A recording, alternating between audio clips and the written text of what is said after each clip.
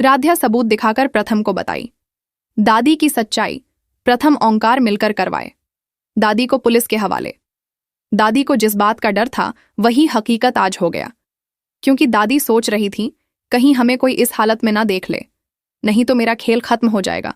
और सचमुच राध्या देख लेती है। दादी का खेल खत्म कर देती है। दादी का खेल हुआ खत्म, क्योंकि दादी की सच्चाई ए तो गई सभी लोगों के सामने। अब दादी नाटक नहीं कर सकती है, क्योंकि पूरे परिवार वालों ने देख लिया हुआ है दादी को। व्हील चेयर से नीचे उतरकर के टेबल के ऊपर चढ़ के खड़ा हुआ सभी लोग तो यह सोच रहे हैं कि भोलेनाथ के चमत्कार से दादी सही हो गई, लेकिन किसी को भी यह पता नहीं है कि भोलेनाथ का कोई भी चमत्कार नहीं हुआ है, क्योंकि दादी का पैर तो टूट ही नहीं था, तो फिर कहाँ से दादी का पैर सही होगा।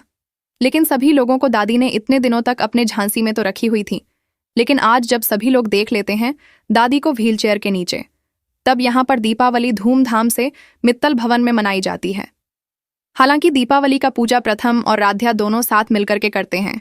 ये सब कुछ देख करके दादी तो अपने मन ही मन बहुत ही ज्यादा गुस्सा होती है, क्योंकि दादी ने सोची हुई थी मैं तो दीपावली का त्योहार कब मनाऊंगी, जब राध्या इस घर से बाहर चली जाएगी। लेकिन अब दादी कुछ भी नहीं कर सकती है, क्योंकि दादी का प्लेन तो हो गया, फेल नहीं निकल पाई। दादी राध्या को मित्तल भवन के प्रथम के जिंदगी से बाहर राध्या अपने कमरे में अकेली बैठी थी।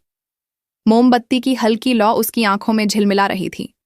उसके सामने बिखरे पड़े थे कुछ पुराने पत्र, कुछ अधजले फोटो और एक टूटी हुई चूड़ी। वह धीरे धीरे उन पर उंगलियां फिरा रही थी, मानो उनमें कोई जवाब तलाश रही हो। उसके चेहरे पर आंसुओं की लकीरें सूख चुकी थीं, लेकिन उसके भीतर का तूफान थमा नहीं था।